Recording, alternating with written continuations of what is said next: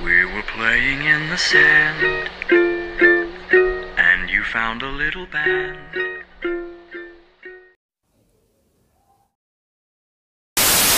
Сәлем достар, сіздермен бірге мен Бекзат, менің арнама қош келдіңдер. Бұл менің осы арнамдағы ең алғашқы видео. Бұл видео менің арнамдағы ең алғашқы видео болғандықтан, осындай видео, яғни мен жайлы факттер деген видео түсіруді ұйғардым. Видеоны аяғына дейін қараңыздар, сіздерді өте қызықты факттер күтіп тұр. Ең алғашқы факт, мен дәл осы каналды кеше ғана аштым, және де бұл каналда 100-ге жақындап қалды подписчик, және де 1000 тіркелуші жиналса мен конкурс жасаймын. Сондықтан да барлықтарыңыз достарыңызды шақырып кетіңіздер. Маған бұл очкилер жараса ма жараспайды ма білмеймін, сондықтан да жараспаса да жарасады деп ойлай беріңіздер.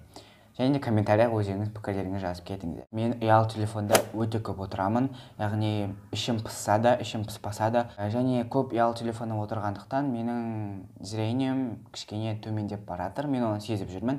Және де бұл менде зрениенің очки емес, бұл жай ғана үйде тұрған очки, және көбінесе ұялы телефонда отырмауға тырысамын. 7 жасымда көлік қағып кеткен болатын. Біз ол кезде қаланың шетінде тұратынбыз. Мен сағат 4-5 шамасы жаз айы болатын. Мен дүкенге бір нәрсе алуға бардым. Бізде жол мынандай кішкентай ғана жол болатын. Мына көшеде біз тұрсақ, ал мына көшеде магазин, яғни арасы сондағы максимум мынандай жер, пешоход болмаған. Осын мен жай ғана оны жүгіріп өтіп кеттім. Дүкеннен керек затымды алдым, және де үйге қарай бара жатқан кезде әрине айналама бүйтіп қарадым, бірақ ешкім, яғни машинада ешқандай адамда болмады. Сондықтан мен аяғымды сол асфальтқа қоя берген едім. Бір кезде басыммен бүйтіп жерде ояндым. Содан кейін мені скорый помощьпен, яғни скорый помощь машинасымен ауруханаға жеткізді.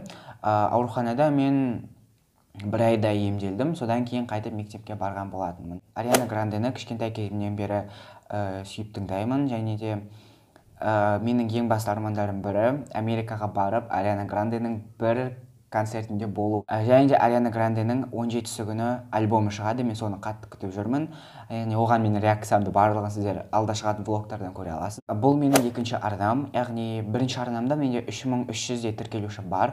Яғни ол арнада мен не үшін видео түсіргім келмейді. Себебі ол арнада менде просмотрлар өте төмен болып қалды.